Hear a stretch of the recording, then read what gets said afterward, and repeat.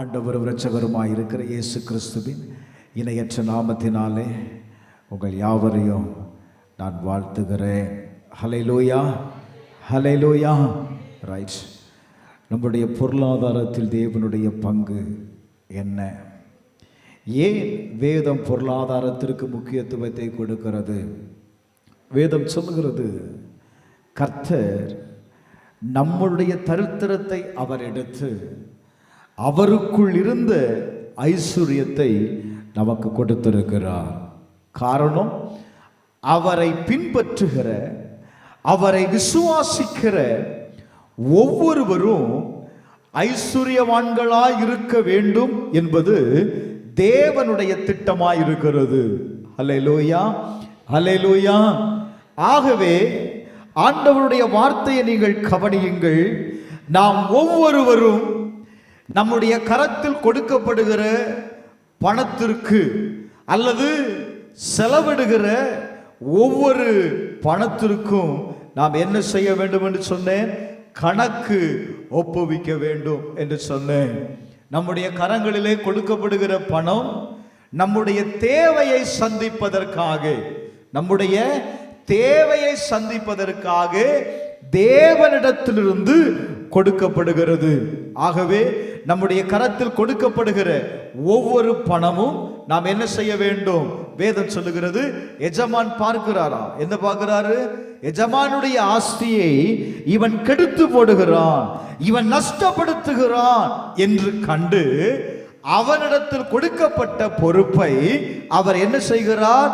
அவனிடத்திலிருந்து திரும்ப வாங்கி கொள்ளுகிறார். லூக்கா எழுதின சுவிசேஷத்துல 16வது அதிகாரத்துல நம்ம பார்த்தோம் இல்ல, அந்த வேலைக்கு நீ என்னவான்ல, நீ தகுதி உள்ளவன் இல்லை என்று ஆண்டவர் என்ன செய்கிறாரா? அவனிடத்துல கொடுக்கப்பட்ட அந்த உக்கிரானத்துவத்தை அவர் எடுத்து கொள்ளுகிறார். நன்றாக கவனியுங்கள்.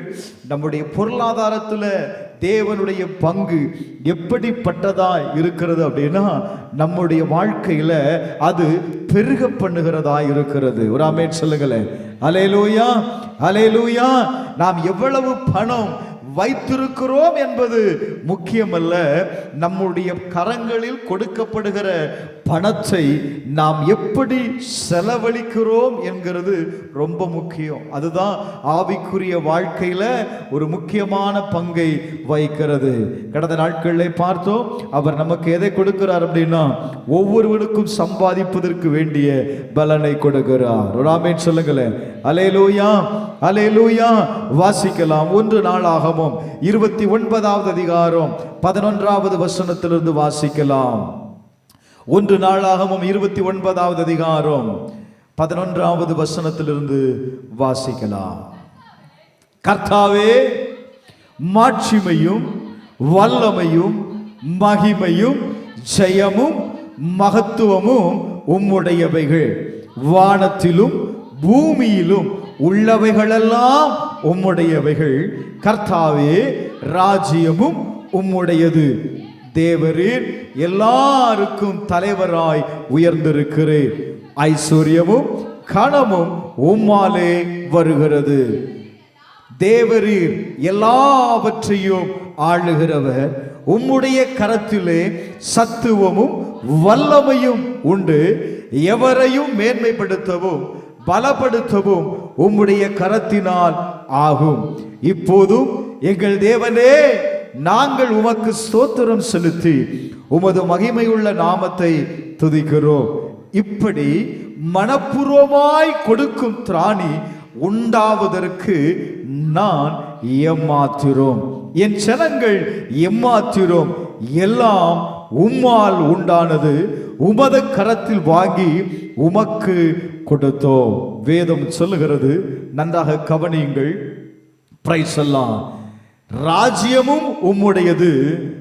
தேவரீர் எல்லாருக்கும் நீர் யாராய் இருக்கிறீர் அப்படின்னா, தலைவராய் உயர்ந்திருக்கிறேன். அல்லேலூயா. அப்போ தேவன் எல்லாவற்றையும் ஆளுகிறவராய் இருக்கிறார். தேவன் எல்லாவற்றையும் ஆளுகிறவராய் இருக்கிறார். வேதம் சொல்லுகிறது, எவரையும் மேன்மைப்படுத்தவும் பலப்படுத்தவும் அவருடைய கரத்தினால் ஆகும். யார்?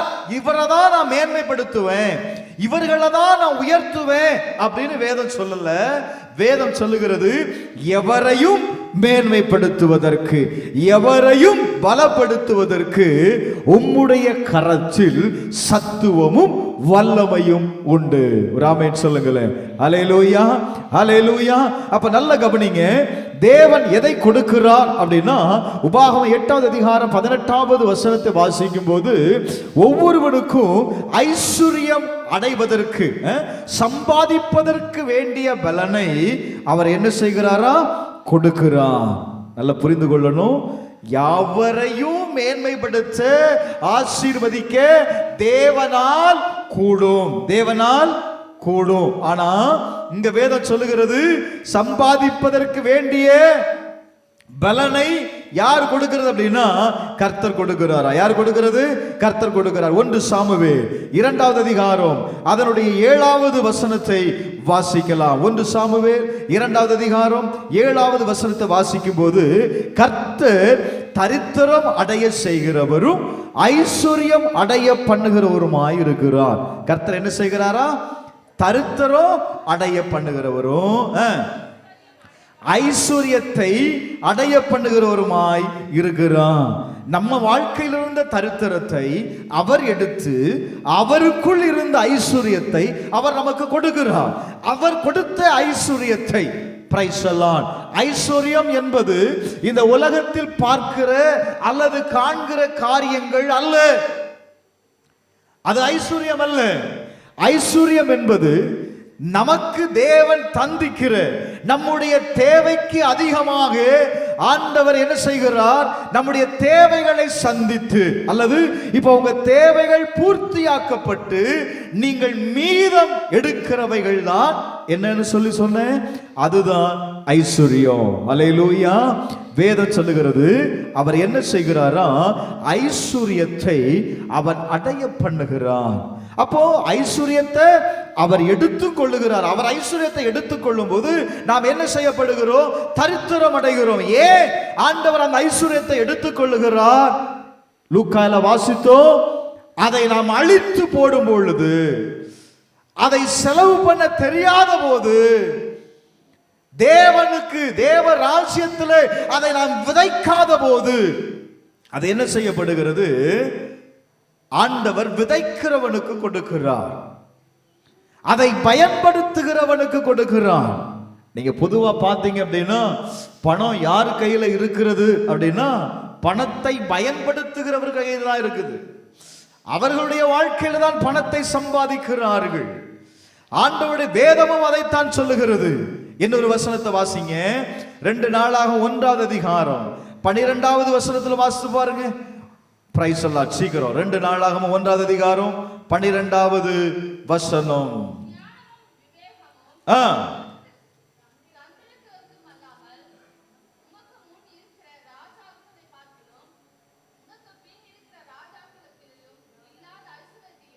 வேதம் சொல்லுகிறது, ஞானமும் விவேகமும் தந்திருக்கிறதும் அல்லாமல் உனக்கு முன் இருந்த ராஜாக்களாகிலும் உனக்கு பின் இருக்கும் ராஜாக்களாகிலும் இல்லாத ஐஸ்வர்யத்தையும். என்ன ஐஸ்வர்யம்பா சொல்லுங்க, என்ன ஐஸ்வர்யம்? அவனிடத்தில் இல்லாத ஐஸ்வர்யத்தையும் சம்பத்தையும் கணத்தையும் உனக்கு தருவேன். யார்கிட்ட சொல்றார் அப்படின்னா, சாலமோன்ட்ட சொல்றார். எப்பா, உன்கிட்ட இல்லாத ஐஸ்வர்யத்தை நான் உனக்கு தருவேன். எதனால தருவேன்? 11வது வசனம், தேவன் சாலமோனை நோக்கி, இந்த விருப்பம் உன் இருதயத்தில் இருந்தபடியால். என்ன விருப்பம் வாழ்க்கையில் இருந்துச்சு? ஆண்டவரே, இந்த ஜனத்தை நடத்துவதற்கு எனக்கு ஞானத்தை தாரும். அவன் கேட்டது, வேதம் சொல்லுகிறது, அது தேவனுக்கு அவனுடைய இருதயத்திற்கு விருப்பமானதை அவன் கேட்டான். தேவனுடைய இருதயத்திற்கு விருப்பமானதை அவன் கேட்டதுனால, அந்த வசனத்தை வாசிங்க, இந்த விருப்பம் உன் இருதயத்தில் இருந்தபடியாலும் நீ ஐஸ்வர்யத்தையும் சம்பத்தையும் கனத்தையும் உன் பகைஞரின் பிராணனையும் நீடிய ஆயுசையும் கேளாமல் நான் உன்னை அரசாள பண்ணின. நல்ல கவனிங்க, அவனை யார் அரசாள பண்ணனா? தேவன் தான் அரசாள பண்ணினார்ல. இப்ப ஆண்டவர் சொல்றாரு பாருங்க, நான் உன்னை அரசாள பண்ணின ஏன் சனத்தை நீ நியாயம் விசாரிக்கத்தக்க. எதை கேட்ட அப்படின்னா, ஞானத்தை கேட்ட, விவேகத்தை கேட்ட. நீ அதை கேட்டபடியினால, நீ கேட்டது எனக்கு விருப்பமாய் இருந்ததுனால, இப்ப நான் உனக்கு நீ கேட்காத ஐஸ்வர்யத்தை தருவேன். ஒரு ஆமென் சொல்லுங்களேன். இப்ப நான் இப்படி சொல்லுவேன், நம்ம தேவன் விரும்புகிற காரியத்தை செய்யும் போது, தேவன் விரும்புகிற காரியத்தை நம்முடைய வாழ்க்கையில வேதம் சொல்லுகிறது, அது நம்ம அவனுடைய இருதயத்தின் விருப்பமா இருந்துச்சாம்.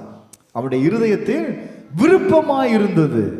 ஒரு இருதயத்துல, ஒரு மனுஷனுடைய இருதயத்துல விருப்பத்தை கொடுக்கிறதே யார் அப்படின்னா தேவன் தான். தேவன் தான் நமக்கு எதை கொடுக்கிறார்? விருப்பத்தை கொடுக்கிறார். அந்த விருப்பம் சரியா இருக்கும்போது, அந்த எண்ணம் சரியா இருக்கும்போது தேவனுக்கு அது ஏற்றதாய் மாறுகிறது. இப்ப அவர் என்ன செய்கிறார்னா, அந்த விருப்பத்தை அவர் நிறைவேற்றக்கூடியவராய் இருக்கிறார். ராமேன் சொல்லுங்களேன். அல்லேலூயா, அல்லேலூயா. நிறைய நேரத்துல நம்முடைய ஆசைகள் நிறைவேறாமல் போவதற்கு காரணம் என்ன அப்படின்னா, நம்முடைய விருப்பம் எப்படி போகுது? சரியில்லாம போகுது. அல்லேலூயா. சங்கீதம் 75வது அதிகாரம் 6வது வசனத்தை வாசித்து பாருங்க. சங்கீதம் 75:6, கிழக்கிலும் மேற்கிலும் வனாந்தரத்திலும் இருந்து என்ன வராது? ஜெயம் வராது, ஜெயம் வராது. அப்ப எனக்கு ஜெயம் எங்க வருகிறது அப்படின்னா, சங்கீதம் 103வது அதிகாரம் 19வது வசனத்தை நீங்க வாசிக்கும் போது அங்க என்ன எழுதப்பட்டிருக்கிறது? வாசித்து பாருங்க. கர்த்தர் வானங்களில் தமது சிங்காசனத்தை என்ன செய்திருக்கிறாரா? ஸ்தாபித்திருக்கிறார். அவருடைய ராஜரிகம் சகலத்தையும் ஆளுகிறது. கர்த்தர் எதை ஸ்தாபித்திருக்கிறார்? சிங்காசனத்தை ஸ்தாபித்திருக்கிறார். அவருடைய ராஜரிகம் சர்வத்தையும் என்ன செய்கிறது அப்படின்னா ஆளுகிறது. சங்கீதம் 113வது அதிகாரம் 7வது வசனத்தை வாசிக்கும் போது அங்கே வாசிக்கிறோம், அவர் சிறியவனை புழுதிலிருந்து தூக்கி விடுகிறார், எளியவனை குப்பையிலிருந்து என்ன செய்கிறார் அப்படின்னா உயர்த்துகிறார். அல்லேலூயா. பிரசங்கியின் புஸ்தகம் 5வது அதிகாரம் 19வது வசனத்தை வாசிக்கலாம். பிரசங்கி 5வது அதிகாரம் 19வது வசனம். 5:19. நல்ல கவனிங்க. தேவன் ஐஸ்வர்யத்தையும் சம்பத்தையும் எவனுக்கு கொடுக்கிறாரோ அவன் அதிலே புசிக்கவோ, தன் பங்கை பெறவோ, தன் பிரயாசத்திலே மகிழ்ச்சியாய் இருக்கவோ அவனுக்கு அதிகாரம் அளிப்பது தேவனுடைய அனுக்கிரகம். நான் மறுபடியும் சொல்றேன், ஜெயம் எங்கிருந்து தான் வரும்? கர்த்தரிடத்திலிருந்து. வேதம் சொல்லுகிறது, அவர் ராஜரிகம் பண்ணுகிறார். இந்த முழு உலகத்தையும் அவர் ஆளுகை செய்கிறார். அவருடைய ஆளுகைக்குள் இருக்கிற நம்மை கர்த்தர் என்ன செய்கிறார்? வேதம் சொல்லுகிறது, பிரைஸ் அல்லாஹ். அவருடைய ராஜ்யத்திற்கு உட்பட்டவனை, அது யாராய் இருந்தாலும் சரி, அது எளியவனாய் இருந்தாலும் சரி, யாராய் இருந்தாலும் சரி, அவர் என்ன செய்கிறாரா? உயர்த்துகிறார். ஆமென் சொல்லுங்க. அல்லேலூயா.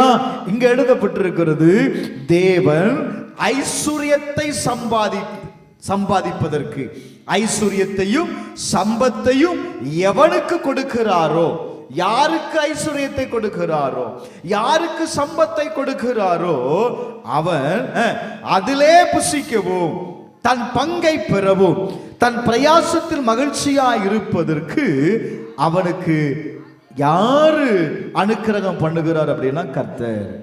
இப்ப நீங்க ஒரு காரியத்தை புரிந்து கொள்ளணும், தேவனுடைய அனுக்கிரகம் இல்லாம நான் ஐஸ்வர்யம் அடைய முடியாது.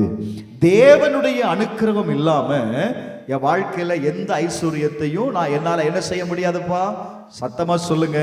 அப்ப என் வாழ்க்கையில செயல்படுகிற ஒவ்வொன்றுக்கும், என் வாழ்க்கையில் நடக்கிற ஒவ்வொரு காரியத்திற்கும் என்ன தேவை அப்படின்னா தேவனுடைய ஐஸ்வர்யம். ஆனா நம்ம எதை தேடுகிறோம் தெரியுமா? நீதிமொழிகள் 23வது அதிகாரம் 23வது அதிகாரம் 5வது வசனத்தை வாசித்து பாருங்க. இல்லாமல் போகும் பொருள் மேல், இல்லாமல் போகும் பொருள் மேல் உன் கண்களை பறக்க விடுவானே, அது கழுகை போல சிறகுகளை தனக்கு உண்டு பண்ணிக்கொண்டு ஆகாய மார்க்கமாய் பறந்து போகுமா. நம்ம கண்ணை எங்க வைக்கிறோம்? இல்லாமல் போகிற பொருள், உலகத்தின் ஐஸ்வர்யத்துல கண்களை வைக்கிறதுனால அதை நம்ம தேடி போறோம். ஆனா கிட்ட போனோம்னா அது என்ன செய்யுதான்? அது என்ன செய்யுது? பறந்து போய் விடுகிறது. அந்த ஐஸ்வர்யத்தை நம்ம சில நேரத்தில் சொல்றோம் பாருங்களேன், என் கைக்கு எட்டுருச்சு பாஸ்டர், அதை சுதந்திரித்துக் கொள்ளலாம்னு இருக்கும்போது அது என்ன செய்துச்சு அப்படின்னா என்னை விட்டு என்ன செய்துச்சு? விலகி போயிருச்சு. வேதம் சொல்லுகிறது, உலகத்தின் ஐஸ்வர்யம் அல்ல, கர்த்தருடைய ஐஸ்வர்யம் தான் எனக்கு எதை கொடுக்கும் அப்படின்னா சம்பத்தை கொடுக்கும், வெல்த்தை கொடுக்கும், எனக்கு வேண்டியதை என்ன செய்யும்? கொடுக்கும். அப்ப நான் எதை தேடணும்? எதை தேடணும்? பிரைஸ் எல்லாம் உங்களுடைய கவனத்தை நம்ம எங்க வைக்கணும் அப்படின்னா உலகத்தின் ஐஸ்வர்யத்தில் அல்ல, நம்ம தேவனிடத்துல நம்ம கவனமா இருக்கணும். தேவன் கொடுக்கிற காரியம், தேவன் ஆசீர்வதிக்கிற ஆசீர்வாதத்துல நம்ம சரியா இருந்துட்டோம் அப்படின்னா கர்த்தர் என்ன செய்வார் தெரியுமா? நம்மை ஆசீர்வதிப்பார். மத்தேயு 6:33 வேதம் சொல்லுகிறது, முதலாவது தேவனுடைய ராஜ்யத்தையும் அவருடைய நீதியையும் தேடுங்கள், அப்பொழுது இவைகளெல்லாம் உனக்கு என்ன செய்யப்படும்? கொடுக்கப்படும். எவைகள் உனக்கு கொடுக்கப்படும் அப்படின்னா நாம் உலகத்தில் தேடுகிறவைகள், உலகத்தில் நாம் தேடுகிற காரியத்தை நாம் கர்த்தரை தேடும் பொழுது, நாம் கர்த்தரை தேடும் பொழுது, முதலாவது தேவனுடைய ராஜ்யத்தை தேடும் பொழுது அது என்ன செய்யப்படுகிறது? இவைகள் எல்லாம் கூட கொடுக்கப்படுகிறது. அல்லேலூயா, அல்லேலூயா, அல்லேலூயா. நல்ல புரிந்து கொள்ளுங்க. அப்ப தேவனுடைய ராஜ்யத்தை நான் முதலாவது தேடணும். தேவனுடைய ராஜ்யத்தை நம்ம முதலாவது தேடும்போது நம்முடைய, அதை தான் சொன்னேன், உங்கள் கவனத்தை எங்க செலுத்தணும்னு சொன்னேன்? தேவனிடத்தில் செலுத்துங்கள். தேவனிடத்தில் நம்முடைய கவனத்தை செலுத்தும் போது நம்முடைய பொருளாதாரம் ஆசீர்வதிக்கப்படுகிறது. கடந்த நாட்களில் நான் சொன்னேன், 2 மனிதனுக்கு, 2 எஜமானனுக்கு நம்மளால என்ன செய்ய முடியாதுப்பா? ஊழியம் செய்ய முடியாது. உலகத்திற்கும் தேவனுக்கும் நாம் ஊழியம் செய்ய முடியாது. உலகத்திற்கு நாம் முக்கியத்துவம் கொடுக்கும் பொழுது நாம் யாரை விட்டு விடுகிறோம் அப்படின்னா தேவனை விட்டு விடுகிறோம். இன்றைக்கு இந்த உலகம் அல்லது உலகத்தில் இருக்கிற பிசாசானவன் நம்ம என்ன செய்வோம் அப்படின்னா தேவனை தேட விட மாட்டான். தேவனை என்ன செய்ய மாட்டான்? விட மாட்டான். நமக்கு எதற்கு முக்கியத்துவத்தை கொடுக்க வைப்பா அப்படின்னா பணத்திற்கு அல்லது தேவன் அல்லாத காரியத்திற்கு முக்கியத்துவத்தை கொடுக்க வைப்பான். அது நான் என்னன்னு சொன்னேன், அது ஸ்பிரிட், அது ஒரு ஆவி, அது நம்முடைய பொருளாதாரத்தை அது தடை பண்ணுகிற ஆவி. நான் திரும்ப திரும்ப சொல்லுகிறேன், தேவனுடைய ஐஸ்வர்யம் என்பது தேவனால் நமக்கு கொடுக்கப்பட்டது. ஒரு ஆமென் சொல்லுங்க. அதனாலதான் பிசாசானவன் என்ன செய்கிறான்? மீண்டும் மீண்டும் மீண்டுமாய் அந்த ஐஸ்வர்யத்தை நீங்கள் அடைந்து விடக்கூடாது, அதை பெற்றுவிடக் கூடாது என்று சொல்லி உங்களுக்குள்ள இருக்கிற ஐஸ்வர்யத்தை அவன் இழக்க செய்கிறான். ஏன்னா நம்ம ஏற்கனவே எங்க இருந்து வந்தவர்கள் தான்? தரித்திரத்திலிருந்து வந்தவர்கள். நம்முடைய தரித்திரம் இயேசுவுடைய ஐஸ்வர்யத்தினால் மாற்றப்பட்டிருக்கிறது. இப்ப அவ என்ன செய்கிறான்? நம்முடைய கரத்தில் கொடுக்கப்பட்ட ஐஸ்வர்யத்தை அவ என்ன செய்கிறான்? சுதந்தரிக்க விடாதபடி. நீங்க பழைய ஏற்பாட்டில் கவனிச்சு பார்க்கும்போது இஸ்ரவேல் ஜனங்களுக்கு கொடுக்கப்பட்ட அந்த சுதந்திரத்தை, அந்த வாக்குத்தத்தத்தை இஸ்ரவேல் சுதந்திரித்து கொள்ளக்கூடாதபடி பிசாசானவன் என்ன செய்தான் தெரியுமா? சத்துருக்கள் அவர்களை நெருக்கினார்கள், அவர்களை சுதந்திரிக்க முடியாதபடி அவர்களை துரத்தினார்கள் இருக்கும். தேவன் கொடுத்த ஆசீர்வாதங்க, ஆனா என்ன செய்ய விடல? அவர்களை சுதந்தரிக்க விடல. தேவன் கொடுத்த ஆசீர்வாதத்தை அவர்கள் பெற்றுக்கொள்ள கூடாதபடி அவர்களை அந்த தேசத்தை விட்டு விரட்டுகிறதை நீ பார்க்க முடியும். இப்ப நம்ம வாழ்க்கையில கவனிச்சு பாருங்க. ஏன் அதை சுதந்திரிக்க விட மாட்டேங்கான். ஏன் அந்த ஆசீர்வாதம் நம்ம வாழ்க்கையில தங்க மாட்டுக்கு அப்படின்னா அது தேவனுடைய ஆசீர்வாதம். அல்லேலூயா, அல்லேலூயா. நான் இப்படி சொல்றேன், தேவன் எங்கெல்லாம் ஒரு திட்டத்தை வைத்திருக்கிறாரோ அந்த திட்டத்தை சத்துருவானவர் என்ன செய்வான் பார்த்தீங்கன்னா, அதை அழிக்கணும், அதை கெடுத்து விடணும், அதை அவர்கள் சுதந்திரித்துக் கொள்ளக்கூடாது அப்படிங்கிற காரியத்தில் அவர் ரொம்ப கவனமா இருப்பான். அதனால தான் சொல்றேன், உங்க கவனத்தை எங்க செலுத்துங்க? தேவனிடத்தில் செலுத்துங்கள். உங்கள் கவனத்தை எங்க செலுத்துங்க அப்படின்னா தேவனிடத்தில் செலுத்துங்கள். ஹல்லேலூயா, ஹல்லேலூயா. ரைட், இப்போ வசனத்திற்கு வருவோம். இப்போ நீங்க கவனிச்சு பார்க்கும்போது ஆதியாகமம் 28வது அதிகாரம் 22வது வசனத்தை வாசிக்கலாம். 28, 22. ஆதியாகமம் 28வது அதிகாரம் 22வது வசனம். Praise the Lord. நான் தூணாக நிறுத்தின இந்த கல் தேவனுடைய வீடாகும். இப்ப நல்ல கவனிங்க. யாக்கோபு பிரைஸ் தி லார்ட் தன்னுடைய தகப்பன் வீட்டில் இருந்து அவ என்ன செய்கிறான் அப்படின்னா தன்னுடைய மாமன் வீட்டிற்கு யாக்கோபு பெயர்சபாவை விட்டு புறப்பட்டு எங்க போவதுக்கு புறப்பட்டான் அப்படின்னா ஆரோனுக்கு போக புறப்பட்டான். அவன் போகிற வழியில பிரைஸ் தி லார்ட் அவன் அந்த இடத்துல தங்கி இருக்கிறான். அந்த இடத்துல தங்கி இருக்கும் பொழுது அந்த ராத்திரியில அவன் ஒரு சொப்பனத்தை காண்கிறான். இப்போ ஆண்டவர் அவனோடு பேசுகிறார். எப்பா, நான் உன்னை ஆசீர்வதிப்பேன், நான் உன்னை ஆசீர்வதிப்பேன், உனக்குள்ளும் உன் சந்ததிக்குள்ளும் பூமியின் வம்சங்கள் எல்லாம் என்ன செய்யப்படும்? ஆசீர்வதிக்கும்.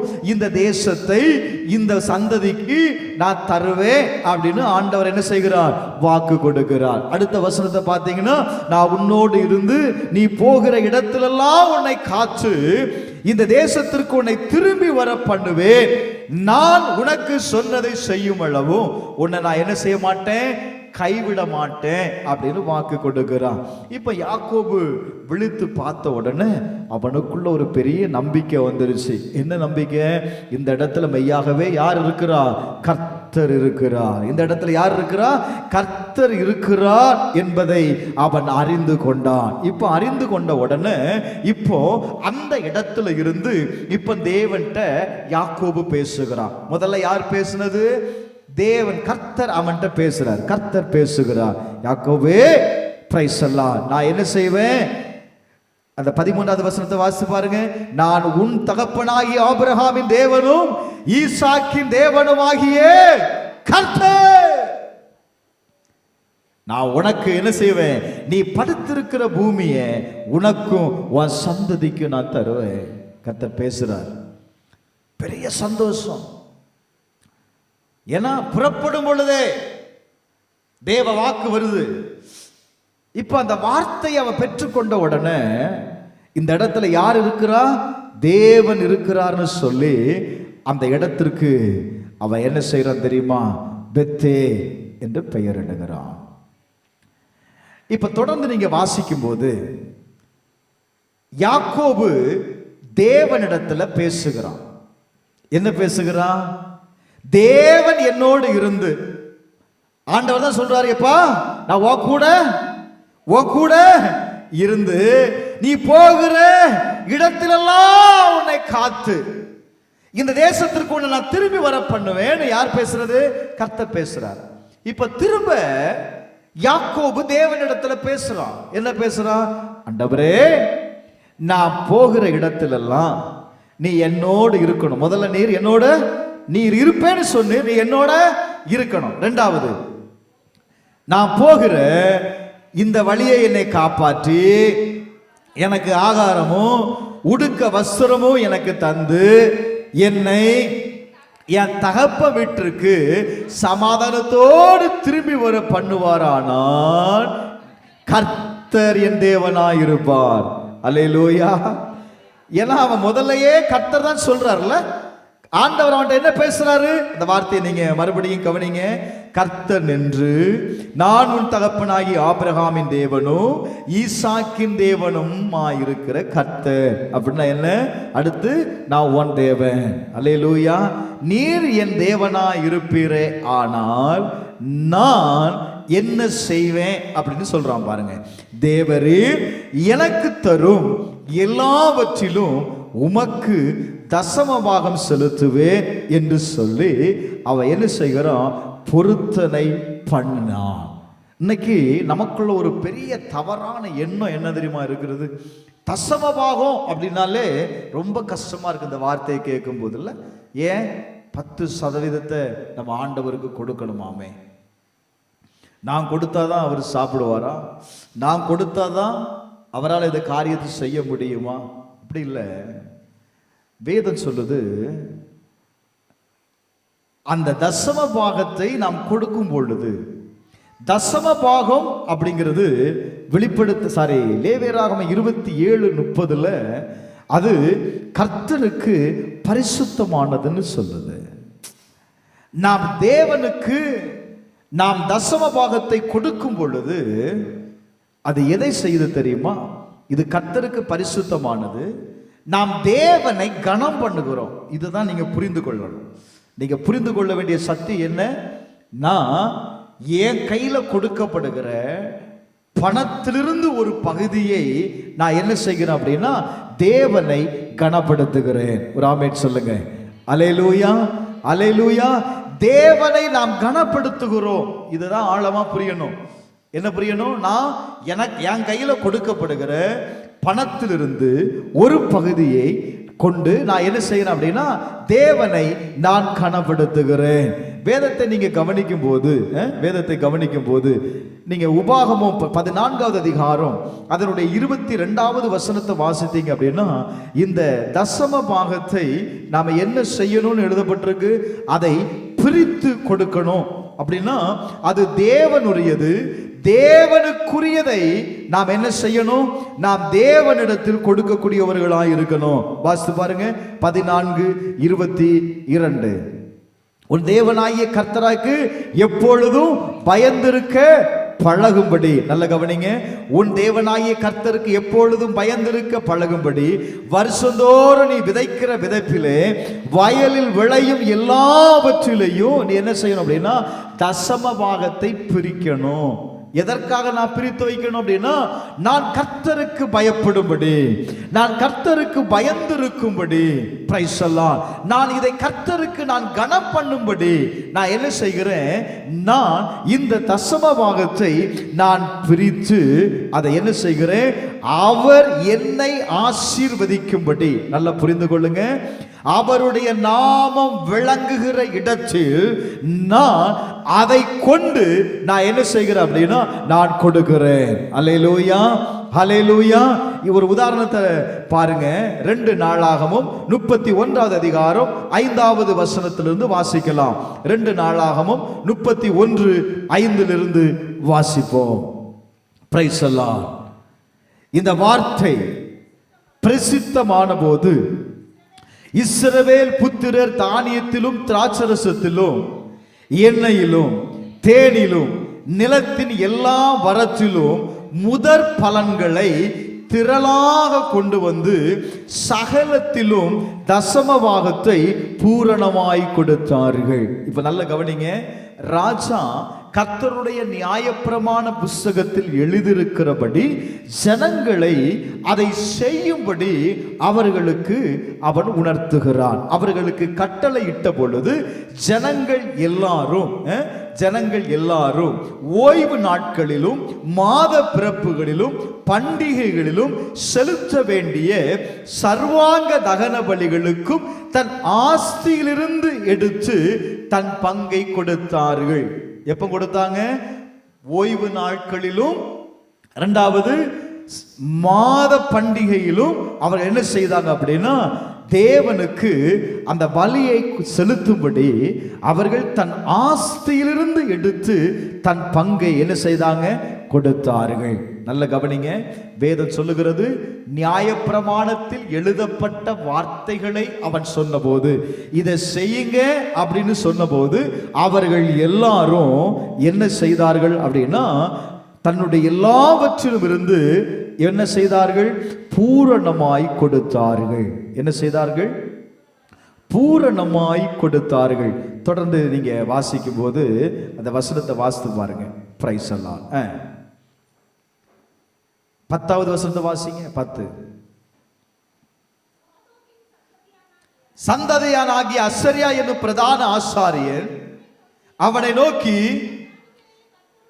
கர்த்தருடைய ஆலயத்திற்கு கொண்டு வர தொடங்கினது முதல், நல்ல கவனிக்கணும், அவர்கள் பொருத்தனை பண்ணினதை கர்த்தருடைய ஆலயத்திற்கு எப்பப்பா கொண்டு வர தொடங்கினது முதல் நாங்கள் சாப்பிட்டு திருப்தி அடைந்தோம். அடுத்த வார்த்தை, இன்னும் இன்னும் என்ன செய்யுது? மிச்சம் இருக்கிறது. இந்த மிச்சம் இருக்கிறது தான் ஐஸ்வர்யம். பிரைஸ் எல்லாம் வேதம் சொல்லுகிறது. எப்போ? நாங்க கொண்டு வந்து தொடங்கினது முதல். நான் என்னைக்கு கொண்டு வர தொடங்குகிறேனோ அன்று முதல் என் வாழ்க்கையில நான் எதை அடைகிறேன் அப்படின்னா திருப்தி அடைகிறேன். பிரைஸ் எல்லாம் ஆண்டவர் என்ன செய்கிறார்? என்னை திருப்திப்படுத்துகிறார். அடுத்த வார்த்தை சொல்லுகிறது, இன்னும் மிச்சம் இருக்குப்பா. கர்த்தர் தம்முடைய ஜனத்தை ஆசீர்வதித்ததினால் இந்த திரட்சியான அம்பாரம் மீந்திருக்கிறது என்றார். ராமேன் சொல்லுங்களேன். அல்லேலூயா. கர்த்தர் ஆசீர்வதித்ததினால். கர்த்தர் ஏன் ஆசீர்வதித்தார்? கர்த்தர் ஏன் அவர்களை ஆசீர்வதித்தார் அப்படின்னா, அவர்கள் என்ன செய்ய தொடங்கினார்கள்? நியாயப்பிரமாணத்தில் எழுதப்பட்டதை செய்ய தொடங்கினார்கள். ராமேன் சொல்லுங்களேன். அவர்கள் செய்ய தொடங்கினதை ஆண்டவர் என்ன செய்தாரோ ஆசீர்வதித்தார். அவர்கள் என்ன செய்தாரு? ஆசீர்வதித்தார். நீங்க நெகோமியாவின் புஸ்தகம் 10வது அதிகாரம் 38வது வசனத்தை வாசிக்கலாம். நெகோமியா 10வது அதிகாரம் 38வது வசனத்தை வாசிக்கும் போது, லேவியர் தசமபாகம் சேர்க்கும் போது ஆரோனின் குமாரனாகிய ஒரு ஆசாரியன் லேவியரோடு கூட இருக்கவும், தசமபாகமாகி அதிலே லேவியருக்கு ஒரு பங்கை எங்கள் தேவனுடைய ஆலயத்தில் பொக்கிஷ அறைகளில் கொண்டு வரவும் என்ன செய்தார்களாம்? திட்டம் பண்ணினார்கள். நான் சொல்ற வார்த்தையெல்லாம் ரொம்ப முக்கியம். முதலாவது சொன்னேன், அவர்கள் தசமபாகத்தை பிரித்து எடுத்தார்கள். அவர்கள் தெரிந்து கொண்டு அதை என்ன செய்தாங்க அப்படின்னா ஆலயத்தில் கொண்டு, கர்த்தர் தெரிந்து கொள்ளுகிற இடத்தில் கொண்டு கொடுத்தார்கள். மூன்றாவது இங்க வாசிக்கிறோம், அவர்கள் கொடுக்க வேண்டும் என்று என்ன செய்தாங்க அப்படின்னா திட்டம் பண்ணினார்கள். ஒரு ஆமென் சொல்லுங்களேன். 12 நெகோமியா 12:44 வாசிக்கும் போது பிரைஸ் எல்லாம், அப்படி அவர்கள் திட்டம் பண்ணினதுனால முதல் கனிகளையும் தசம பாகங்களையும் வைக்கும் அறைகளின் மேல் அவர்கள் கொண்டு வந்து வைக்கும் பொழுது அங்க என்ன நடந்துச்சு தெரியுமா? அந்த வசனத்துடைய கடைசி பகுதியில் வாசிக்கும் போது அவர்கள் சந்தோஷமாய் இருந்தார்கள். அந்த நெகோமியா எழுதின நிருபம் 11வது அதிகாரம் 12வது வசனத்தை நீங்க வீட்டில் போய் பார்த்து பாருங்க. அவங்க என்ன செய்தாங்க? அந்த தசம பாகத்தை அவர்கள் என்ன செய்தார்கள்? கர்த்தருடைய பங்கை தேவனுக்கு கொடுக்க வேண்டும் என்று என்ன செய்தார்களாம்? திட்டம் பண்ணினார்கள். என்ன செய்தாங்க? திட்டம் பண்ணாங்க. பிளான் போடுறான். என்ன செய்யணும்? இதை நான் கர்த்தருக்கு நான் கொடுக்க வேண்டிய பணம், நான் கர்த்தருக்கு இதை நான் கொடுக்கும் பொழுது கர்த்தருக்கு இது பரிசுத்தமானதா இருக்கிறதுனால அதை நான் தேவனிடத்தில் நான் கொடுக்கும் பொழுது தேவன் என்ன செய்கிறார் அப்படி தெரியுமா? அதை ஆசீர்வதிக்கிறார். ஃபினான்சியல் மென்டர் அவர் இப்படி சொல்றார் பாருங்களேன். அவரும் அதே அந்த 5 ஜார் மெத்தட அவர் சொல்றார். என்ன சொல்றாரு தெரியுமா? முதலாவது, உங்களுடைய வருமானத்துல உங்க கரத்தில் கொடுக்கப்படுகிற பணத்திலிருந்து முதல் பகுதியை 10% நீங்க என்ன செய்யணும்? தேவனுக்கு கொடுங்கள் அப்படிங்கிறார். இரண்டாவது, 3% நீங்கள் காணிக்கை கொடுங்கள் அப்படிங்கிறாரு. அடுத்து 3% நீங்க இன்வெஸ்ட்மெண்ட் பண்ணணும். ஒரு 4% நீங்கள் சேமிக்க வேண்டும். மீதம் இருக்கிற அந்த 80% கொண்டு உங்களுடைய குடும்பத்தை நீங்கள் என்ன செய்யுங்கள்? நடத்துங்கள் அப்படின்னு சொல்றார். முதலாவது பார்த்தீங்க அப்படின்னா தேவனுக்கு நீங்க கொடுக்கணும். இரண்டாவது, உங்களுடைய பணத்தை நீங்க இன்வெஸ்ட் பண்ணணும். மூன்றாவது நம்முடைய ஆகாரத்திற்காக நாம் எடுத்துக்கொள்ளுகிற பணம். இந்த மூன்று காரியத்தில் நாம் என்ன செய்யணும் அப்படின்னு வேதம் சொல்லுது அப்படின்னா, ரொம்ப கவனமா இருக்கணும். எப்படி இருக்கணும்ப்பா? ரொம்ப கவனமாய் இருக்கணும். அவர் என்ன சொல்றார் அப்படின்னா, பிரைஸ் எல்லாம் இப்ப நல்ல கவனிங்களேன். நீங்க நம்ம கையில கொடுக்கப்படுகிற பணத்தை நாம் சேமிக்கவில்லை அப்படின்னா, அதை நீங்க இன்வெஸ்ட்மெண்ட் பண்ணல அப்படின்னா, உங்களுடைய வாழ்க்கையில என்ன உண்டாகாது? ஐஸ்வர்யம் உண்டாகாது. என்ன செய்யாதுப்பா? ஐஸ்வர்யத்தை நீங்கள் பார்க்க முடியாது. நம்முடைய வாழ்க்கையில இருக்கிற தரித்திரம் மாறணும் அப்படின்னு சொன்னா, இந்த பழக்கத்தை நீங்க கட்டாயம் ஏற்படுத்தி கொள்ளணும். முதலாவது தேவனுடைய ராஜ்யத்தில் விதைக்க கற்றுக்கொள்ளுங்க. இரண்டாவது, உங்க பணத்திலிருந்து ஒரு பகுதியை எடுத்து நீங்க என்ன செய்யணும்? சேமிக்க கற்றுக்கொள்ளுங்க. மீதி இருக்கிற பணத்தை கொண்டு உங்களுடைய குடும்பத்தை நீங்கள் நடத்த கற்றுக்கொள்ளுங்கள். இதைத்தான் வேதம் கற்றுக் கொடுக்கிறது. அல்லேலூயா. இதை நீ செய்யணும்னு வேதம் சொல்லுது. மத்தேயு 23:23 நீங்க வாசிக்கும் போது வாசிங்க. மத்தேயு 23:23 வாசிங்க. நல்ல கவனிங்க. நியாய பிரமாணத்தில் கற்பித்திருக்கிற விசேஷித்தவளாகிய நீதியையும் இரக்கத்தையும் விசுவாசத்தையும் விட்டீர்கள். இவைகளை செய்ய வேண்டும், அவைகளை என்ன செய்யக்கூடாதுப்பா? விடாதிருக்க வேண்டும் வேதம் சொல்லுது. இது தேவனுடைய நீதி பிரதர். நீங்க தேவனை கனம் பண்ணும் பொழுது நீங்க தேவனுடைய நீதியை நிறைவேற்றுகிறீர்கள் அர்த்தம். பிரைஸ் அல்லாஹ். இன்னொரு வசனம் சொல்லுது, நாம் தேவனை கனம் பண்ணும் பொழுது அவர் நம்ம என்ன செய்கிறாரா? கனப்படுத்துகிறார். நாம் செய்கிற காரியங்களை கர்த்தர் ஆசீர்வதிக்கிறார். இப்படி சொல்லுவேன், தேவனுக்கு கொடுக்கிற எல்லா காரியத்திலையும் காணிக்கைகள்ல நீங்க உண்மையா இருங்க. நான் மறுபடியும் சொல்றேன், தேவனுடைய காரியத்துல உண்மையா இருங்க. இன்னைக்கு நான் பார்க்கிறேன் சில இங்க நம்ம சபையில, எல்லா சபையிலும் அப்படிதான் இருக்கு. எப்படின்னா, யாராவது ஒருத்தர் ஒன்று குடும்ப தலைவராக இருக்கும், இல்லைன்னா குடும்ப தலைவியா இருக்கும். ஒருத்தர் தான் காணிக்க போடுவாங்க. பிள்ளைகள் அமைதியா இருப்பாங்க. நீங்க பார்த்துருக்கிறீங்களா? நான் அப்படி வளர்க்கப்படலை. என்னுடைய தாய் தகப்பன் எங்க எல்லாருக்கும் என்ன செய்யணும்? காணிக்க போடணும் அப்படின்னு கட்டாயப்படுத்தி காணிக்க காசை கையில கொடுப்பாங்க. என்னுடைய சிறு வயது முதல் நான் அப்படிதான் வளர்க்கப்பட்டேன். நீங்க பிள்ளைகளுடைய கையில நீங்க காணிக்கையை கொடுத்து அந்த பாக்ஸ்ல கொண்டு போடுன்னு சொல்லி பாருங்க. பிள்ளைங்க உற்சாகமா என்ன செய்வாங்க தெரியுமா? ஓடி வந்து அந்த காணிக்கையில போடுவாங்க. ஆனா இன்றைக்கு நாம் எதை செய்கிறோம் அப்படின்னா, காணிக்கை என்பது நாம் தேவனுக்கு அதை அர்ப்பணிக்கிற ஒரு பலி. நீங்க அதை ஒரு பலியாய் பார்க்கணும், அதை ஒரு ஆராதனையாய் பார்க்கணும். அதுல தான் என்னுடைய ஆசீர்வாதம் இருக்கு. நான் கொடுக்கிறதுல தான் என்னுடைய ஆசீர்வாதம் இருக்கு. நம்ம என்ன நினைக்கிறோம்? நானா சம்பாதிக்கிறேன் பாஸ்டர், நான் வீட்டுல சும்மா தானே சாப்பிட்டுட்டு இருக்கிறேன். உங்க கையில பணமே வரலையா சிஸ்டர்? உங்ககிட்ட தான் கேட்கிறேன், சும்மாவா சாப்பிடுறீங்க? அப்ப உங்களுடைய கரத்திலே என்ன வந்து போகுது சொல்லுங்க? பணம் வந்து போகிறது. அப்ப நான் என்ன செய்யணும்? அந்த பணத்திற்கு நானும் என்ன செய்யணும் அப்படின்னா கணக்கு. இன்னொரு வசனம் வாசிங்க, மார்க் 12:41 வாசித்து பாருங்க. இயேசு எங்க உட்கார்ந்து இருந்தார்? கரெக்ட் தான். இயேசு எங்கமா உட்கார்ந்து இருந்தாரு? காணிக்கை பெட்டிக்கு எதிராக உட்கார்ந்து இருந்தார். ஏன் அவர் உட்கார்றதுக்கு வேற இடமே கிடைக்கலையா? பாருங்க என்ன செய்யறது. அடுத்து ஜனங்கள் காணிக்கை பெட்டியில் பணம் போடுகிறதை என்ன செய்து கொண்டிருந்தார்? பார்த்து கொண்டிருந்தார். நீ போடுகிற காணிக்கையை யார் பார்க்கிறது? இயேசு பார்த்து கொண்டிருந்தார். அங்க வசனம் சொல்லுகிறது, அநேக ஐஸ்வர்யவான்கள் என்ன செய்தார்கள்? அதிகமாய் போட்டார்கள். அப்போ நான் போடுகிற காணிக்கப்பட்டிகள் செலுத்துகிற என்னுடைய பணம் யாரை கனம் பண்ணுகிறது அப்படின்னா கர்த்தரை கனம் பண்ணுகிறது. அல்லேலூயா, அல்லேலூயா. அப்ப நல்ல கவனிங்க, என்ன யார் பார்க்கிறான்? என்ன யாருப்பா பார்க்கிறான்? என்னை இயேசு பார்க்கிறான். என் கையில் கொடுக்கப்பட்ட பொறுப்பில் நான் எப்படி இருக்கிறேன் கர்த்தர் என்ன செய்கிறார்? பார்த்து கொண்டு இருக்கிறார், பார்த்து கொண்டு இருக்கிறார். இன்னொரு வசனத்தை வாசிங்க. உபாகமம் 16வது அதிகாரம் 17வது வசனத்தை வாசிங்க. உபாகமம் 16:17. Praise the Lord.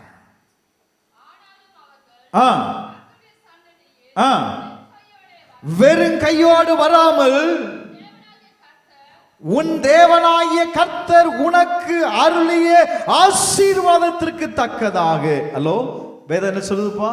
கர்த்தருடைய சந்ததியில நீ வெறுங்கையோடு வராம உனக்கு தேவன் கொடுத்த ஆசீர்வாதத்திற்கு தக்கதாக அவனவன் தன் தன் தகுதிக்கு ஏற்றபடி காணிக்கையை கொண்டு வரணும். கர்த்தர் எனக்கு கொடுத்திருக்கிற ஆசீர்வாதத்திற்கு தக்கதாக, எனக்கு இருக்கிற தகுதிக்கு தக்கதாக நான் என்ன செய்யணும்னு வேதம் சொல்லுது. என்னமா சொல்லணும்? காணிக்கையை நான் கொண்டு வரணும். அப்ப என்னுடைய காணிக்கை எப்படிப்பட்டதா இருக்கணும்? நான் தேவனுக்கு செலுத்துகிற கணம் எப்படிப்பட்டதா இருக்கணும்? கொஞ்சம் யோசித்து பாருங்க, கொஞ்சம் யோசித்து பாருங்க. கர்த்தர் எனக்கு கொடுத்த ஆசீர்வாதம் அப்படித்தானே இருக்கு. வசனம் என்ன சொல்லுது? தேவனாகிய கர்த்தர் உனக்கு அருளிய ஆசீர்வாதத்திற்கு தக்கதாக. அப்ப எனக்கு கொடுக்கப்பட்ட ஆசீர்வாதத்திலிருந்து ஆண்டவருக்கு என்ன செய்யணும் சொல்றாரு? நீ கொடு, அந்த தகுதிக்கு ஏற்ப நீ கொடு. ஆனா நம்ம எப்படி தேவனுடைய சமூகத்துல நம்ம எப்படி கொடுக்கிறோம்? நம்ம தேவனுடைய சமூகத்துல நம்ம உண்மையா இருக்கிறோமா? ஏன் நம்முடைய பொருளாதாரத்துல நம்ம இன்னும் ஆசீர்வாதத்தை பெற்றுக்கொள்ளாம நம்ம இன்னும் கீழ்த்தங்கிய நிலையிலேயே ஏன் இருக்கிறோம்? பிரைஸ் எல்லாம். இப்போ என்னுடைய செய்தியை கேட்டுட்டு, அந்த 3 வாரம் செய்தியை கேட்டுட்டு ஒரு பாஸ்டர் என்கிட்ட பேசினார். ரொம்ப நேரம் பேசிட்டு இருந்தார். பாஸ்டர், இப்படியெல்லாம் பிரசங்கம் பண்ணீங்களே. அவர் சில கேள்விகளை கேட்டார். நானும் வேதத்திலிருந்து நான் வசனத்தை சொன்ன உடனே ஒரு பெரிய மாற்றம்.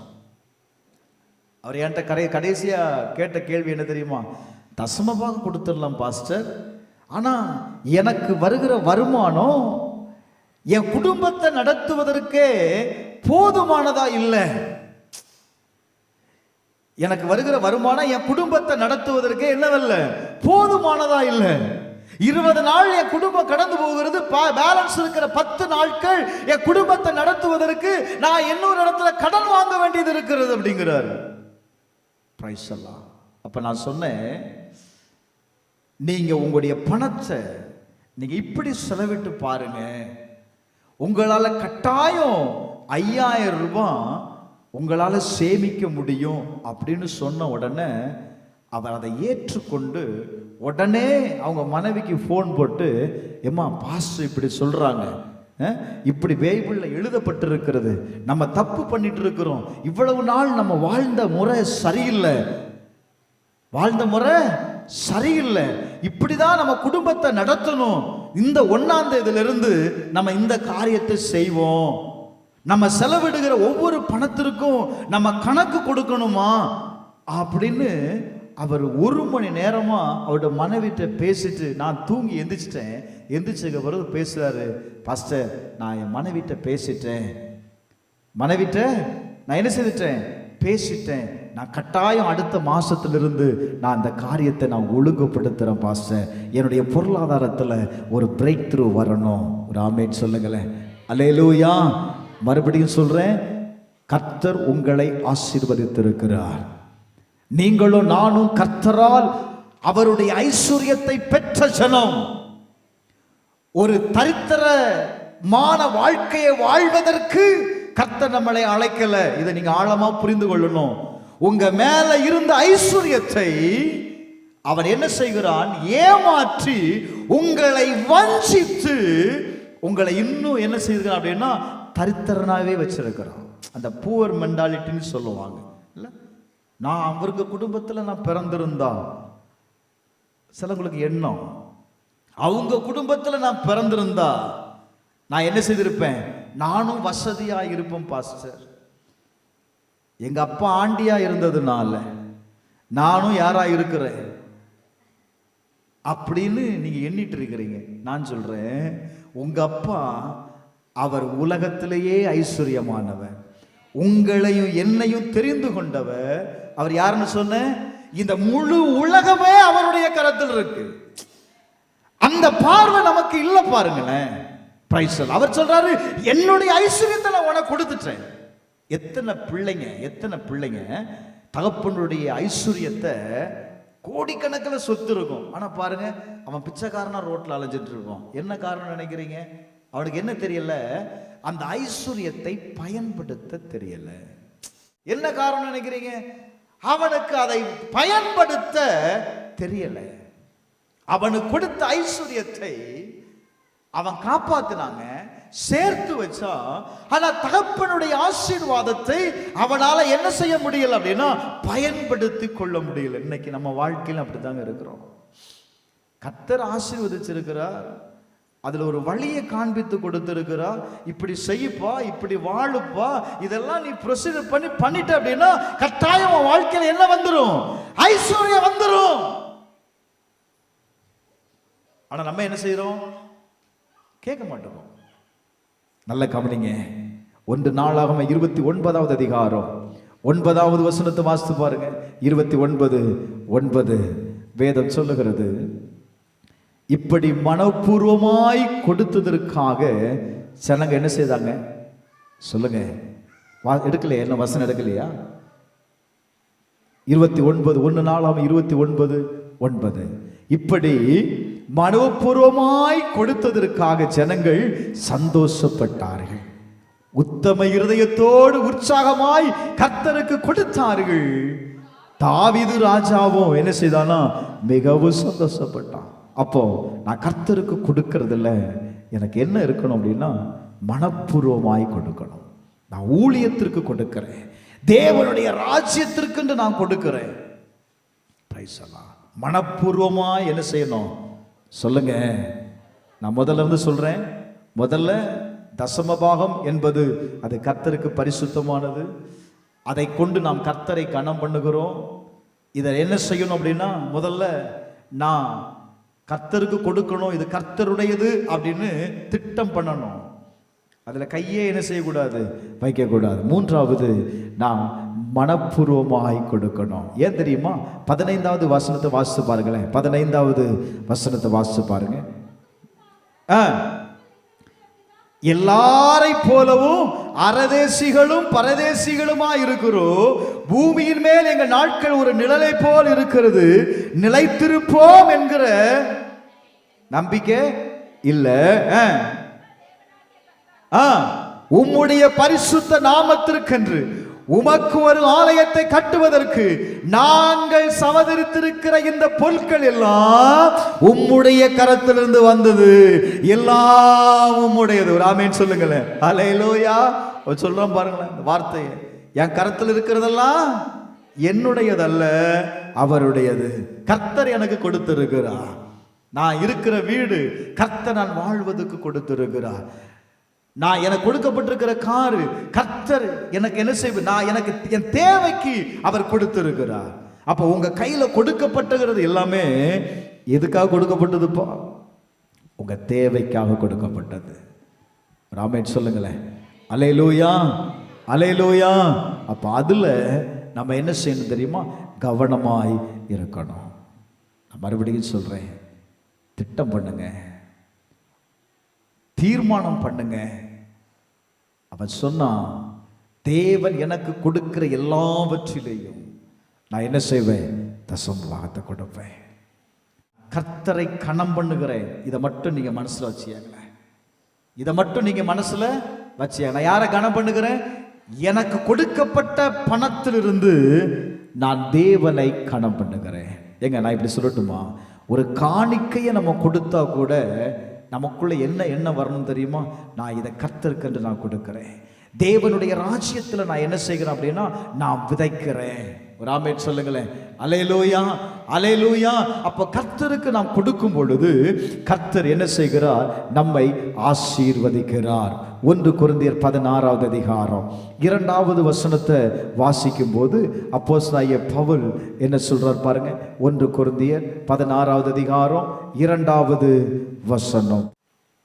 நான் வந்திருக்கும் போது பணம் சேர்க்குதல் இராதபடிக்கு உங்களில் அவன் அவன் வாரத்தின் முதல் நாள் தோறும் தன் தன் வரவுக்கு தக்கதாக எதையாகிலும் தன்னிடத்திலே சேர்த்து வைக்க கடவன். முதலாவது நான் சொன்னேன், கர்த்தர் நமக்கு கொடுக்கிற ஆசீர்வாதத்தை, நமக்கு கொடுக்கப்பட்ட தகுதிக்கு தக்கபடி, தகுதிக்கு 100 ரூபா வருமானம் அந்த வாரத்தில் வருதா, 10 ரூபா கர்த்தருடையது. நம்ம என்ன செய்கிறோம், 1000 ரூபா வருமானம் வந்தாலும் 10 ரூபாயை தான் காணிக்கை வீட்டில் போடுறோம். அப்படி காணிக்கை போடும்போது ஒரு எண்ணம் வரணும், பாஸ்டர் பார்க்கல, கர்த்தர் பார்த்துட்டு இருக்கிறார். நான் உனக்கு 1000 ரூபா கொடுத்தேனப்பா, நீ 10 ரூபாயை கொண்டு போடுறிய, உனக்கு மனசாட்சி இருக்கா? கொஞ்சம் அப்போ நான் இதை தவற நீங்கள் எடுக்கக்கூடாது. ஆண்டவர் நம்முடைய உண்மையை பார்க்குறார், உக்ரானத்துவத்தை பார்க்குறார். நீங்கள் திரும்ப திரும்ப திரும்ப அந்த வசனத்தை நீங்கள் பார்க்கணும். கர்த்தர் உங்கள் கையில் கொடுத்துருக்கிற பணத்திற்கு நீங்கள் எப்படி நீங்கள் உண்மையாக இருக்கிறீங்க.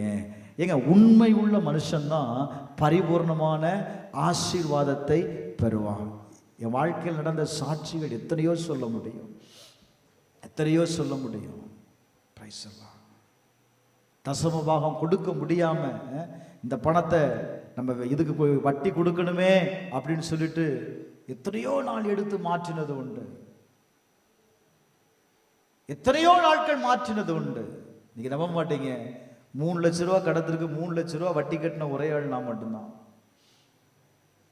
ஆண்டவர்கிட்ட தீர்மானம் பண்ணேன், நானும் என் மனைவியும் உட்கார்ந்து 1 வருஷம் 2 வருஷம் இல்லை, தீர்மானம் பண்ணணும், நமக்கு வருகிற எல்லா பணத்திலேயும் ஆண்டவருக்கு என்ன செய்யணும், தசம பாகத்தை கொடுக்கணும்னு தீர்மானம் பண்ண. எந்த சூழ்நிலையிலையும் அன்னையிலிருந்து இன்னைக்கு வரை நான் கொடுத்துட்டே இருக்கிறேன். தசம பாகத்திற்கு மேலாக தான் நான் கொடுத்துட்டே இருக்கிறேன். கர்த்தர் ஒரு குறைவில்லாதபடி எங்களை நடத்துகிறார், ஒரு குறைவில்லாதபடி நடத்துகிறார். செய்து பாருங்க, கர்த்தரை கனம் பண்ணி பாருங்க. நான் சொல்லுவேன், கர்த்தர் கட்டாயம் உங்களை ஆசீர்வதிப்பார். உபாகமம் 16வது அதிகாரம் 10வது வசனத்தை நீங்கள் வாசிக்கும் போது, 16:10 வாசிக்கும் போது, அவைகள் முடிந்த போது வாரங்களின் பண்டிகையை உன் தேவனாகிய கர்த்தருக்கென்று ஆசீர்வித்து உன் தேவனாகிய கர்த்தர் உன்னை ஆசீர்வதித்ததற்கு தக்கதாக. ஹலோ, கொஞ்சம் யோசிங்க. ஒருவேளை நீ தசம பாகத்தை கொடுத்துடலாம், ஆனால் நீ காணிக்கையை எதை கொடுத்துக்கிறீங்க? உங்களுடைய காணிக்கை தேவன் விரும்புகிறதா இருக்கிறதா? காணிக்கையை உங்க பிள்ளைகள் போடுவதற்கு நீங்க கற்றுக் கொடுங்க. காணிக்கை கொடுக்க கற்றுக் கொடுத்தாதான் அவன் முதிர் வயதிலையும் என்ன செய்வாங்க தெரியுமா, அவங்க விடாம இருப்பாங்க. அந்த பழக்கத்தை இப்பமே நீங்க ஏற்படுத்துங்க, இப்பமே ஏற்படுத்துங்க. அது உங்களுடைய பிள்ளைகளுக்கு ஐஸ்வர்யத்தை கொண்டு வரும். ஆலயத்திற்கு வருகிற ஒவ்வொருவரும், ஏன்னா நான் செலுத்துகிற காணிக்கை தேவனை கனம் பண்ணுகிறது. தேவனை வேதம் என்ன சொல்லு பாருங்க, உன் வாரங்களின் பண்டிகையை உன் தேவனாகிய கர்த்தருக்கென்று ஆசரித்து உன் தேவனாகிய கர்த்தர் உன்னை ஆசீர்வதித்ததற்கு தக்கதாய். ஹலோ, உன் கைக்கு நேர்ந்த மனப்பூர்வமான காணிக்கை ஆகிய பகுதியை செலுத்தணும்.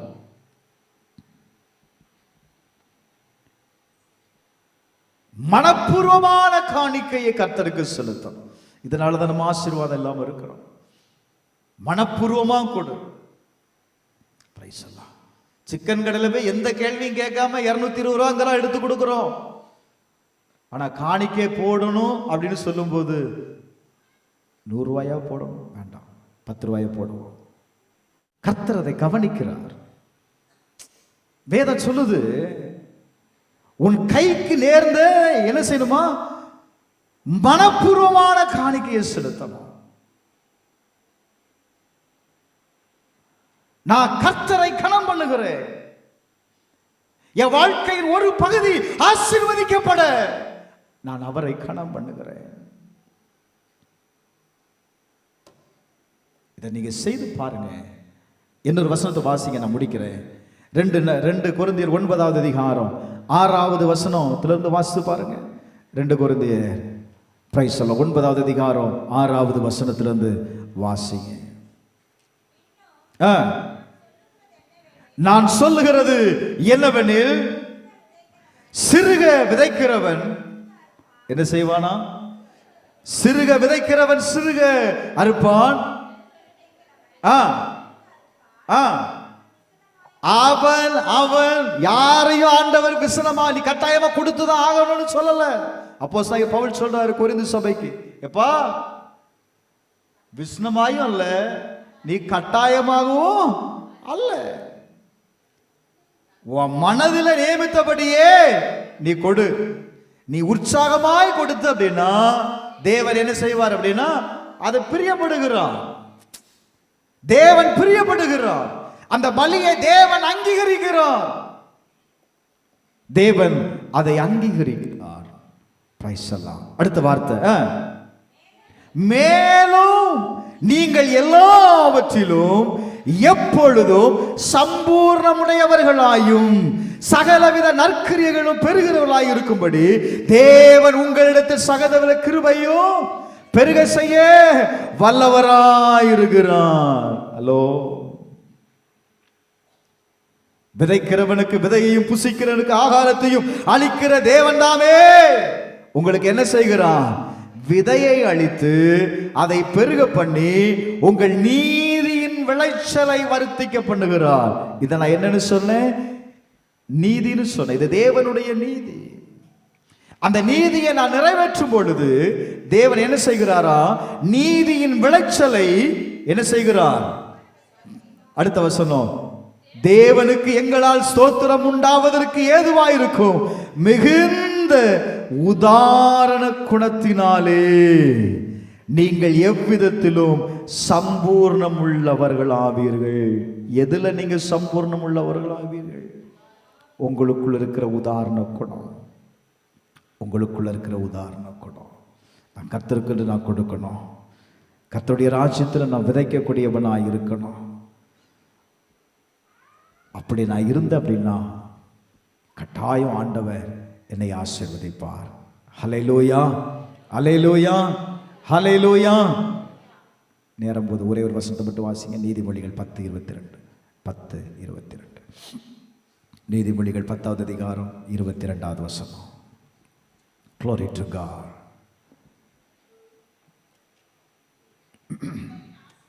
கர்த்தருடைய ஆசீர்வாதம் ஐஸ்வர்யத்தை, கர்த்தருடைய ஆசீர்வாதம் ஐஸ்வர்யத்தை தரும். அதனோட எதை கூட்ட மாட்டார்? வேதனைய. அப்ப நல்ல கவனிங்க, கர்த்தருடைய ஆசீர்வாதம், தேவனுடைய ஆசீர்வாதம் உங்களுக்கு எதை கொடுக்கணும் சொல்லு வேதம் சொல்லுதுப்பா? ஐஸ்வர்யத்தை கொடுக்கும். ஐஸ்வர்யத்தை கொடுக்கணும் அப்படின்னா பெற்றுக்கொள்ளணும். 3 காரியம் கட்டாயம் செய்யணும். நான் சொல்லலை, வேதம் சொல்லுது. பிரைஸ் எல்லாம் இன்னைக்கு நீங்க ஆராய்ந்து பாருங்க. உங்களுடைய பணம் எதற்கு நீங்க செலவிடுகிறீர்கள்? உங்களுடைய பணத்தை எப்படி செலவிடுகிறீர்கள்? எந்த இடத்துல நீங்க விதைக்கிறீர்கள்? தேவனுடைய ராஜ்யத்தில் கொடுக்கக்கூடியவர்களா இருங்க. 2வது, உங்களுடைய தனிப்பட்ட வாழ்க்கையில் 2 பகுதி. 1, உங்க வாழ்க்கையில் வருகிற ஒவ்வொரு பணத்திலேயும் நான் என்ன சொன்னேன்? 3% நீங்க இன்வெஸ்ட்மெண்ட் பண்ணணும்னு சொன்னேன். பிரைஸ் எல்லாம். 3வது, உங்க வாழ்க்கையில் நீங்க செலவு பண்ணுகிற ஒவ்வொரு பணத்தையும் நீ கவனிக்கணும். தேவை உள்ள செலவுகள் இருக்கு, தேவை இல்லாத செலவுகள் இருக்கு. நீங்க உங்க பணத்தை எதுக்கு செலவு பண்றீங்க? தேவை உள்ள காரியத்துக்கு செலவு பண்றீங்களா? தேவையில்லாத காரியத்துக்கு செலவு பண்றீங்களா? கொஞ்சம் யோசித்து பாருங்க. நீங்க செலவு பண்ணுகிற ஒவ்வொரு பணத்தையும் கர்த்தர் நியாயத்தீர்ப்பு நாளில் கட்டாயம் கேட்பார். இதை யாரும் பார்க்கறதில்லை. நான் செலவு பண்ணுற பணத்துக்கு என் பணம் தானே பாஸ்டர், என் பணத்துக்கு கணக்கு கேட்கறதுக்கு அவருக்கு என்ன ரைட்ஸ் இருக்கு அப்படின்னு நினைக்காதங்க. உங்கள் கையில் கொடுக்கப்படுகிற பணம் அது கர்த்தருடைய பணம். அல்லேலூயா, அல்லேலூயா. ஆண்டவர் சொல்கிறார், பிரியமானவனே, ஆத்துமா வாழ்வது போல எல்லாவற்றிலும் வாழ்ந்து எப்படி இருமா? சுகமாயிரு. அது ஆங்கில வேதாந்தத்தில் எழுதப்பட்டிருக்கிறது. ஒரு ப்ராஸ்பர் லைஃப் வாழு, ஒரு ஆசீர்வாதமான வாழ்க்கையை வாழுன்னு சொல்றாரு. நீ தரித்திரனா வாழாது. நீ எப்படி வாழு? ஆசீர்வாதம் உள்ளவனா வாழு. வேதத்தின்படி நீ வாழு அப்படிங்கிறார். ஆனால் இன்னைக்கு நம்ம ஆசீர்வாதமாக இருக்கிறோமா? கர்த்தர் இன்னைக்கு ஜெபம் பண்ணும்போது ஒரு வார்த்தை கொடுத்தார், புறஜாதிகளுக்குள்ள நீ சாபமாக இருந்தது போதும், நான் உன்னை ஆசீர்வாதமாய் வைக்க போகிறேன். ஒரே ஒரு வார்த்தை மட்டும் சொல்லுங்க, ஆண்டவரே என் கையில் கொடுக்கப்படுகிற எல்லா பணத்திற்கும் நான் உண்மையாக இருப்பாண்டவரே, ஒப்புக்கொடு. நான் உண்மையாக இருப்பாண்டவரே, நான் பண்ற எல்லாவற்றிலையும் நான் உண்மையாக இருப்பேன்னு சொல்லு. கர்த்தருடைய வார்த்தை சொல்லுது, நான் உன்னை ஐஸ்வர்யவானாய் நான் மாற்றுவேன். நான் உன்னை ஐஸ்வர்யவானா மாற்றுவேன். ரொம்ப கஷ்டம்தான், ஒரு மாற்றத்தை கொண்டு வருவதற்கு ரொம்ப கஷ்டம். ஒரு மாதம் பல்ல கடிச்சிட்டு என்ன செய்யுங்க, செய்திருங்க. அடுத்த மாதம் பழகிறோம். 3 மாதத்தில் என்ன செய்திருவீங்க பார்த்தீங்கன்னா, ஆட்டோமேட்டிக்காக உங்களுடைய நார்மல் லைஃபுக்கு நீங்கள் வந்துடுவீங்க. தீர்க்கமாக சொல்கிறேன், கர்த்தர் என்னோடு பேசுனது வார்த்தையை நான் சொல்கிறேன். தேவனுடைய ஐஸ்வர்யத்தை நம்ம இழந்து வாழ்கிறோம்ப்பா. தேவனுடைய ஐஸ்வர்யத்தை நம்ம எப்படி இழந்து வாழ்கிறோம் தெரியுமா? உங்களுடைய ஐஸ்வர்யத்தில் இன்னொருத்தன் வாழ்கிறான். உங்களுடைய ஐஸ்வர்யத்தில், ஏன்னா வேதம் சொல்லுது, நீ அந்த ஐஸ்வர்யத்தில் வாழாததுனால, அதை சரியா பயன்படுத்தாதனால, அதை எடுத்து ஆண்டவர் என்ன செய்கிறாரா, வாழ்கிறவனிடத்தில் கொடுத்து விடுகிறார். அதை சரியாய் பயன்படுத்துகிறவனிடத்துல கொடுத்து விடுகிறார். அப்ப இன்னைக்கு நீங்க ஆண்டவர்கிட்ட வாக்கு கொடுங்க, நான் இது என்ன மனுஷருக்கு ஆண்டவரே, நான் சரியா வாழுவேன், சரியா என் குடும்பத்தை நடத்துவேன், சரியா என் பிசினஸ் நான் ட்ராக் பண்ணுவேன்ப்பா. நீங்க பார்த்துட்டு இருக்கிறீங்க, அந்த உண்மை உள்ளவனுடைய ஆசீர்வாதத்தை எனக்கு தாரோன்னு சொல்லி கேட்போம். நம்ம எல்லாரும் எழுந்து நிற்போமா? எல்லாரும் எழுந்து நிற்போம். பிரதர், கர்த்தர் உங்களையும் என்னையும் எபேசியர் 1:3 சொல்லுது, ஆசீர்வதித்திருக்கிறார். நம்முடைய மாமிசத்திற்கு வேண்டிய ஆசீர்வாதம், நம்முடைய ஆவிக்குரிய வாழ்க்கைக்கு வேண்டிய ஆசீர்வாதத்தினாலும் கர்த்தர் நம்மை ஆசீர்வதித்திருக்கிறார். நீங்களும் நாடும் ஆசீர்வதிக்கப்பட்டவர்கள். இன்னைக்கு நீங்க சொல்லுங்களேன், உங்க ஆழமான மனசுல இந்த வார்த்தையை எழுதுங்க, நான் ஆசீர்வதிக்கப்பட்டவன், நான் ஆசீர்வதிக்கப்பட்டவன். இயேசு என்னை ஆசீர்வதித்திருக்கிறார், அவருடைய ஆசீர்வாதத்திற்கு நான் உட்பட்டவன். நம்புறீங்களா நீங்க? நம்புறீங்களா நீங்க? கல்வாரி சிலுவையில் என் மேல இருந்த எல்லா சாபத்தையும் எடுத்து அவருக்குள்ள இருந்து ஐஸ்வர்யத்தை கொடுத்துட்டார் எனக்கு. கல்வாரி சிலுவையில் என் சாபம் முறிக்கப்பட்டுருச்சு, என் தரித்திரம் முறிக்கப்பட்டுருச்சு. எத்தனை பேர் விசுவாசிக்கிறீங்கப்பா? அன்னைக்கு சொல்றேன், கர்த்தர் உங்களை ஆசீர்வதித்திருக்கிறார். அப்படி பாருங்க, அப்படி பாருங்க, நான் ஆசீர்வாதத்துக்கு உட்பட்டவன் பாரு. உங்க பார்வை உங்களை மாற்றும், உங்க பார்வை உங்களை செயல்படுத்த வைக்கும்ப்பா. உங்க பார்வை உங்களை மாற்றும், உங்க பார்வை உங்களை செயல்படுத்தும். சபையே, சபையே, சபையே, கர்த்தருடைய வார்த்தைக்கு ஒப்பு கொடு. யாக்கோபு ஒப்பு கொடுத்தான்ல, யாக்கோபு ஒப்பு கொடுத்தான்ல, நீர் என்னை காப்பாற்றி, நீர் எனக்கு உண்ண ஆகாரத்தை கொடுத்து, எனக்கு நல்ல வஸ்திரத்தை கொடுத்து, என்னை சுகமாய் திரும்பி வர பண்ணுவீர்னா, எனக்கு கொடுக்கிற எல்லாவற்றிலேயும் நான் தசம பாகம் கொடுக்கிறேன்னு சொன்னான். அவன் வாழ்க்கையில நீங்க கடந்து பார்த்தீங்கன்னா, கர்த்தர் அவன் ஆசீர்வதித்த எல்லா ஆசீர்வாதத்திலையும் அவன் ஒரு பங்கை அவன் பிரித்து வைத்ததை பார்க்க முடியும். அவன் பிரித்து வைத்தான். பிரித்து வைக்க வைக்க வைக்க வைக்க அவன் செய்ததெல்லாம் கர்த்தர் ஆசீர்வதித்தான். யாக்கோபு என்னென்ன சொன்னானோ, யாக்கோபு எதையெல்லாம் செய்தானோ, அதை எல்லாவற்றையும் கர்த்தர் அவனை ஆசீர்வதித்தான். யாக்கோபு நிமித்தம் அவனுடைய மாமன் ஆசீர்வதிக்கப்பட்டான். கொஞ்சம் நல்ல கவனி, நான் சொல்லுவேன், உங்கள் நிமித்தம் உங்க குடும்பம் ஆசீர்வதிக்கப்படும். உங்கள் நிமித்தம் உங்களுடைய குடும்பங்கள் கட்டி எழுப்பப்படும். கர்த்தர் சொல்றாரு, நான் உன்னை ஆசீர்வதிப்பேன், நான் உன்னை ஆசீர்வதிப்பேன், நான் உன்னை ஆசீர்வதிப்பேன், நான் உன்னை ஆசீர்வதிப்பேன். நீ ஒரு காரியத்திற்காக பொருத்தனை பண்ணி அதை தேவனிடத்தில் ஒப்பு கொடுக்கும் பொழுது அது உங்களுடைய காரியமாய் அல்ல, அது கர்த்தருடைய காரியமாய் மாறுகிறது. ஆண்டவர் சொல்றாரு, நீ உன் பொசிஷன்ல நில்லு, நான் உனக்காக யுத்தம் பண்ணுவேன், நான் உனக்காக யுத்தம் பண்ணுவேன். கர்த்தர் உங்களுக்காக யுத்தம் பண்ணுவா. உன் சத்துருக்களோடு கூட கர்த்தர் யுத்தம் பண்ணுவா. உன்னுடைய சத்துருக்களோடு கூட கர்த்தர் யுத்தம் பண்ணுவா. இன்னைக்கு நீங்க சொல்லி பாருங்க, ஆண்டவரே நான் உனக்கு உண்மையா இருப்பேன்னு சொல்லி பாரு. உன்னோடு போராடுகிற சத்துருக்களோடு கூட கர்த்தர் யுத்தம் பண்ணுவா. ஹல்லேலூயா. உங்களோடு போராடுகிற சத்துருக்களோடு கூட கர்த்தர் யுத்தம் பண்ணுவா, கர்த்தர் யுத்தம் பண்ணுவா. ஆபிரகாமை ஐஸ்வர்யமாக்கினேனே, ஆபிரகாமை ஐஸ்வர்யமாக்கினேனே, அவனை அழைத்து அவனை ஐஸ்வர்யமாக்கினேனே. உங்களையும் அழைத்தவர் ஐஸ்வர்யமாக்குவார் பிரதர். உங்களையும் அழைத்தவர் ஐஸ்வர்யமாக்குவார் பிரதர்.